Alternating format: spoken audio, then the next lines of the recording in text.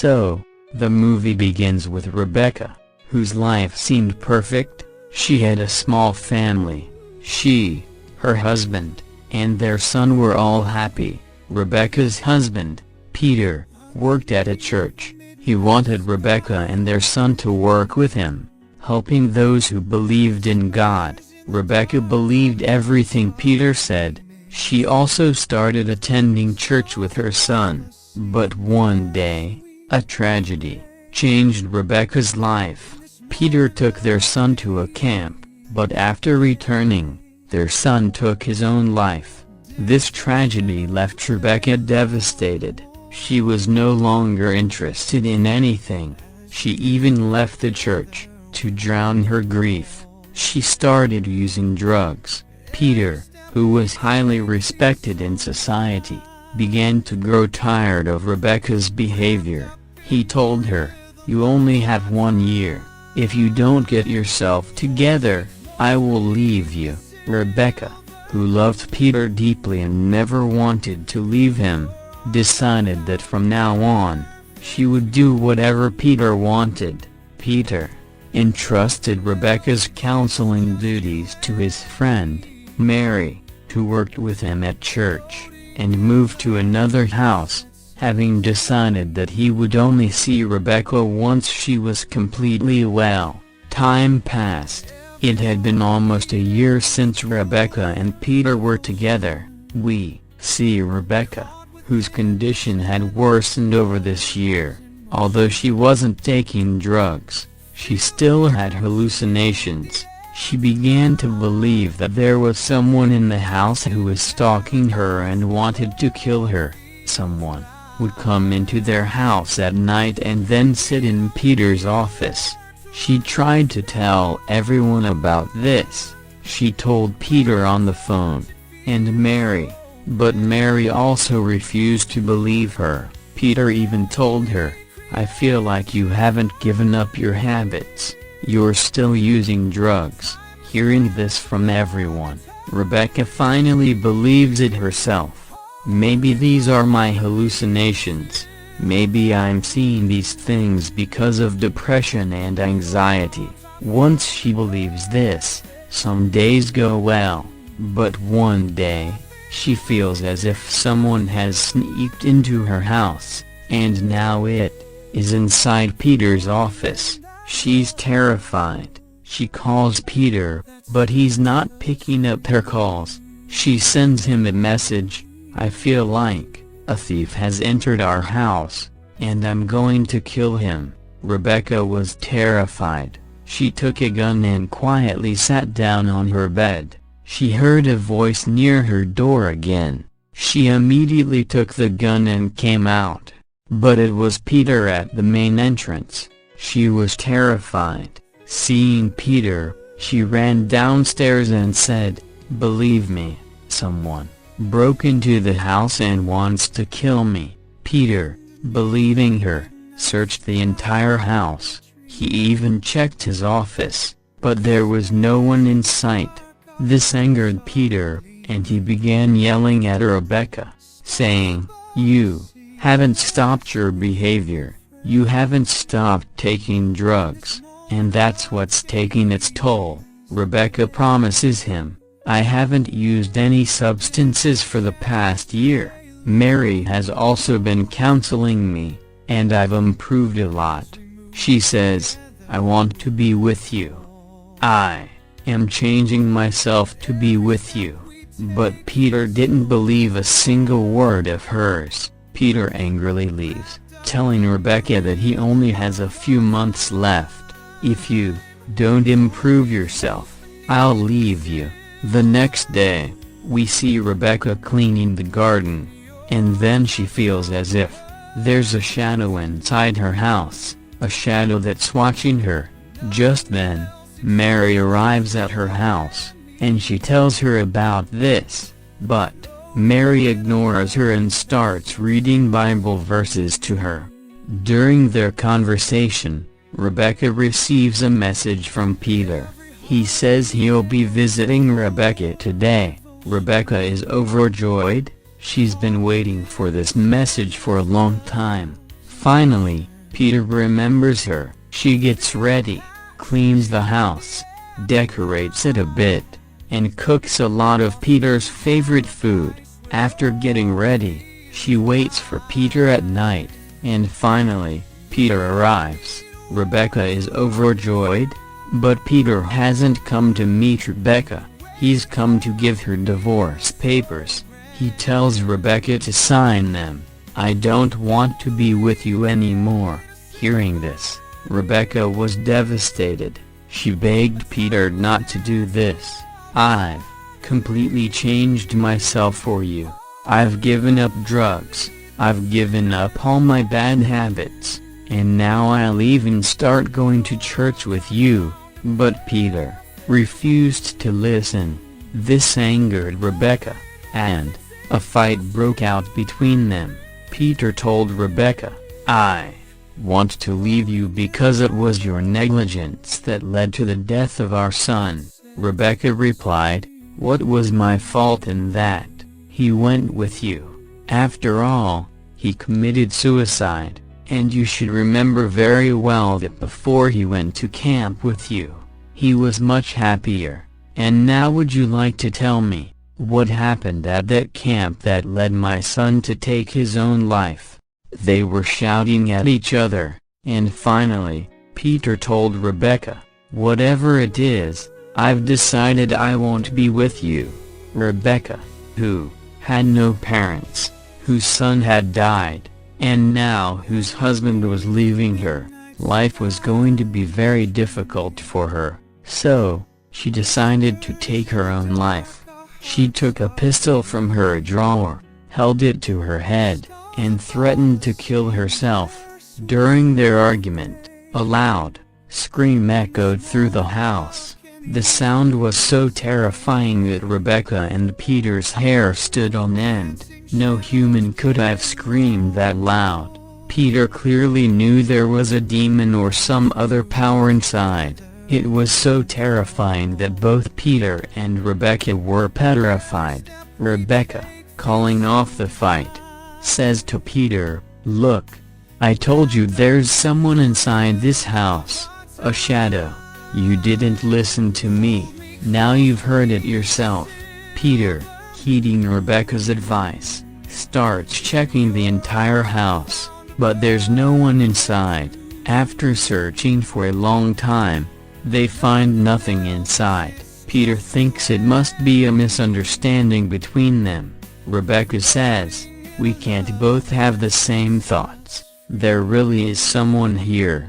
That shadow has been living in this house ever since you left.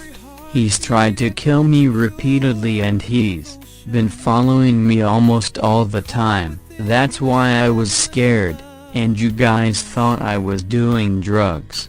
Peter still doesn't believe her words, but Rebecca, deeply frightened by this, tells Peter, "Please, Peter, stay here tonight." Peter agrees and stays there.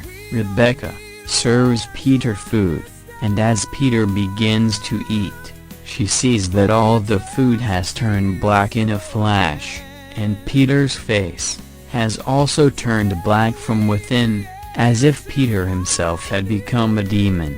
Seeing this, Rebecca becomes even more frightened. Peter understood that Rebecca was afraid of something.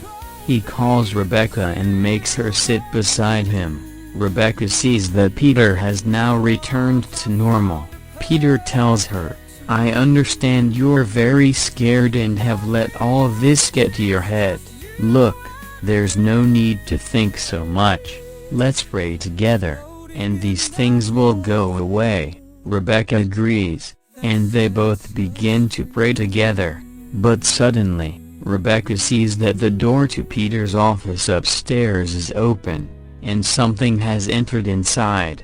Seeing this, she screams. Peter also heard the sound of the door closing, so for now, he believes Rebecca. He goes upstairs, gun drawn, and tries to open his office door. Peter tries to turn the doorknob, but no matter how hard he tries, it won't budge. Peter realizes there's a terrible force lurking behind this door. Peter begins reciting prayers, while holding the door, and whatever was inside, screams once again, so loudly that both Peter and Rebecca are terrified. Peter falls down, and all the paintings and objects in the house come tumbling down. Rebecca understands there's a demon or some evil force inside, a demonic force that doesn't want them to stay. She also understands that staying there could endanger their lives. She takes Peter's hand and tells him, "Come on, Peter, let's get out of here." Peter, heeding Rebecca's advice, comes out, but refuses to leave. He asks Rebecca, "Think about it. Why is all this happening in my house? Is God trying to give me some duty? Isn't this a sign for me? Perhaps God has chosen me for such a huge challenge, to defeat such a great power?" He says, "I'll go inside because I want to know what this thing is and what it wants from us." Rebecca pleads with him, but when Peter refuses, Rebecca refuses to let Peter go in alone and, fearfully, decides to go with him. As Peter enters, Peter touches the office door. This time, as he turns the handle to open it, lightning strikes the garden, setting it on fire. Terrified, Rebecca goes outside and begins to extinguish the fire. Now she's absolutely not going inside. She even tries to reason with Peter, but Peter remains adamant, believing this is a new sign for him. He says, "God has given me a huge task, and I will complete it." Rebecca understood that whatever power was in their house had affected Peter's mind. That's why Peter was no longer listening to anything. She was forced to stay inside the house with Peter. When she went in to use the bathroom, she saw a terrifying, black, and enormous hand emerge from the bathtub. It was about to reach her and strangle her when a shattering sound came from outside. The hand disappeared, and Rebecca came out. She saw that Peter had broken the glass with his hand, and now both his hands were injured. He was painting the door of the room with the blood from his severed hands. Confused, Rebecca asked, "What are you doing now?" Peter replied, "Do you know what's inside this? There are angels behind this, angels who have come to me. They want to give me powers. They have come to give me a task. They want to tell me how special I am. I have accepted this task. In this task, they told me I had to give them blood, and look, I gave my blood, and now I'll get my powers." Rebecca now thought Peter had gone mad. He couldn't understand that no angel or God demands a blood sacrifice. Suddenly, their entire house begins to shake violently. The house is plunged into darkness, and a light appears from behind the door. Rebecca understood that this power was Satan, and this time, Satan had descended upon their house. She again asks Peter not to give his blood. Peter throws his blood under the door. The blood disappears. Black powers emerge from beneath the door, which suddenly pick up the crucifix from Peter's door and throw it away, giving Peter power. So these were dark powers. Rebecca sees that Peter's wounds are healing on their own, and Peter laughs hysterically, overjoyed. Finally, he can't handle so many powers at once and faints.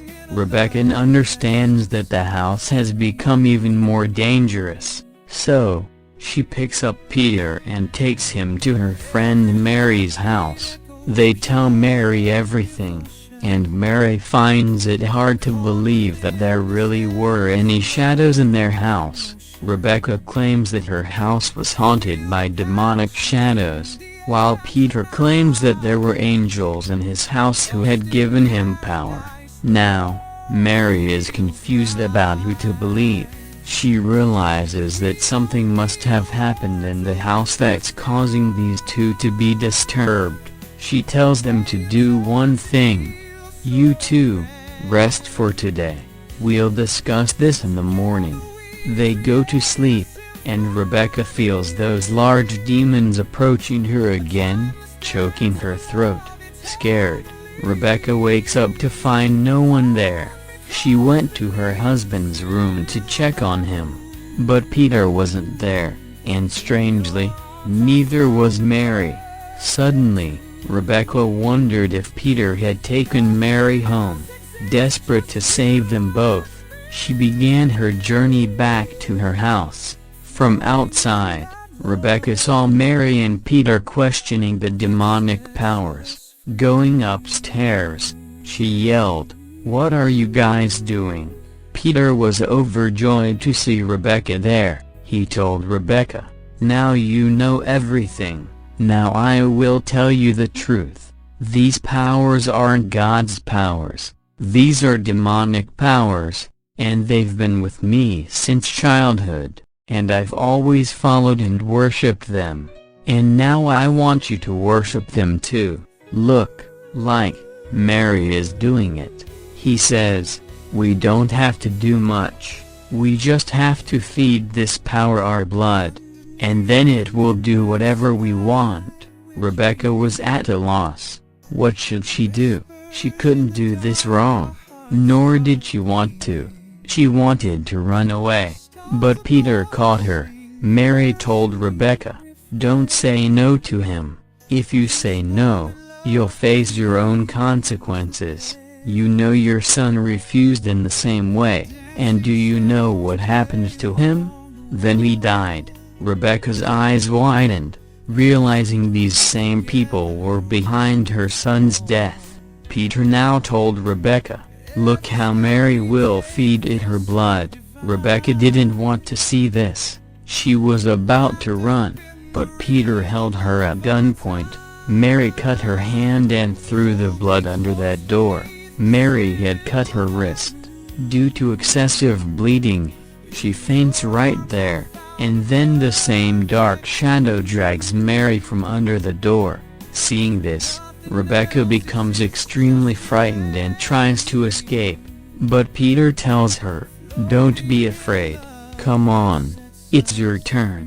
Rebecca runs down the stairs, but suddenly, Peter, without using the stairs, is standing in front of her. He has become a demon. He can do anything now. He stops Rebecca, terrified. Rebecca locks herself in the bathroom, while Peter, from outside, says, "Running won't do anything. How long will you run? Come out. Give your blood to the demon and see. Then everything will be normal, between us, and for you too." He then tells her the story of his son. When he took him to the camp, he says, "I tried to tell him how wonderful these powers are and what they can do, but he behaved just like you. He disobeyed me, and look what happened to him. I had to kill him because my demon told me to." Rebecca has another problem. How could Peter kill his own son at the behest of a demon? Rebecca is driven mad with rage and determined to take revenge. She opens the door and tells Peter, "I am ready. I'll do as you say. I'll give my blood to that demon." Rebecca goes upstairs to her office. Peter explains how to perform the ritual. Just then, Rebecca picks up his gun and shoots him. As Peter dies, the house begins to shake violently again. The door opens again. Black powers emerge from within and drag the wounded Peter inside. What the demon did after taking him inside is not shown. But then, suddenly, a terrifying sound is heard, and the house returns to normal. Rebecca understood that the demon had left the house when Peter died, because the demon and his demonic powers were there because of Peter. Now, Rebecca was safe in the house, but alone. She decided to live this life alone, and this film story ends with her